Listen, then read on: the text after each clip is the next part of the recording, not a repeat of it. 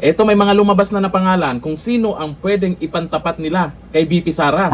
Kasi naman, yung impeachment trial, alam natin kung ano ang magiging resulta niyan.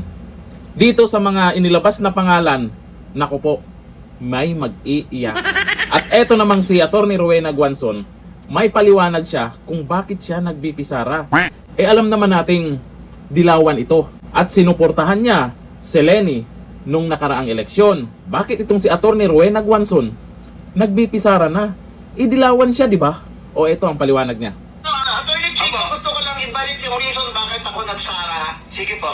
Kasi si Sara lang ang nagsabi na pag siya nagpresidente, mananagot silang lahat. Ayan. Wala pang ibang potential na nagpaparinig na tatakbo sila na sinabi yun. Ang gusto ko, managot silang lahat kahit sino man sila. Kung nagnakaw sila sa kabayan ng bayan, managot silang lahat. Si Sara lang ang nagsabi niyan. Kaya ako, I am supporting VP Sara Duterte for 2028. Yun ang reason ko. Kaya I hope yung kasama kong ginawa, I will not forget my service to the country of 25 years. Honest and excellent service to the country. Kasi po, hindi naman po ito kulay-kulay lang. Dapat po isipin natin kung minamahal natin ang ating bayan, ay kung sino po ang dapat natin ilalagay dyan sa Senado.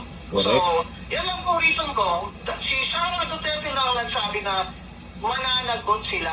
At ayon dito sa balita ngayon, tila kumpiyansa si dating COA Comelec Commissioner Atty. Rowena Guanzon sa magiging laban ni Vice President Sara Duterte sa 2028 presidential elections.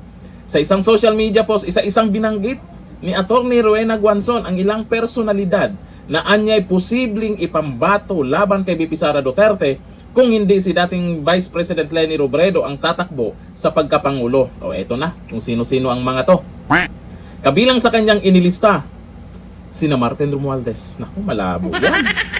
John B. Cremulya. Naku po. Senator Risa. Naku po, 0.01. Torre. Naku po, talaga. Ito si Senator Rapi Tulfo. Sus naman. NBI Director Matibag. Dating Senator Antonio Trillanes. Kamutik. Katawa-tawa yan pag nangyari. Defense Secretary Gibo Teodoro at Senator Bam Aquino.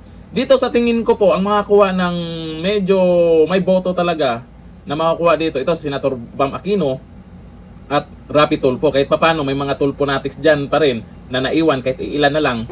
Pero itong iba, Risa, Torre, Romualdez, at yung iba dyan, kumalabo yan.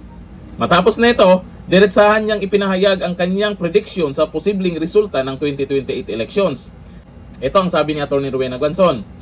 Kung yan lang din, kahit siguro magsama-sama pa ang boto nila, ay di pa rin mananalo kay Inday. Nauna nang hayagang sinabi ni Atty. Guanzon na sinusuportahan niya si VP Sara sa 2028 dahil niya ay panindigan ito. Pananagutin ang sinumang magpatunayang magnanakaw sa kaban ng bayan. Kaya may punto itong si Atty. Rowena Guanzon, kahit dilawan, alam niya kung sino ang magpapakulong sa mga buwayang yan. Ngayon pa lang, napapansin nyo, may ibang mga kulay na pumapabor kay VP Sara. Yung hindi natatakpan ha. Naku, kung mangyari yan, na hindi nila mapigilan na tumakbo si VP Sara ngayong darating na halalan, tapos, babalatan talaga yung mga buhaya. Tapos, lilitsunin pa. Hanggang dito na. Thank you. Bye-bye.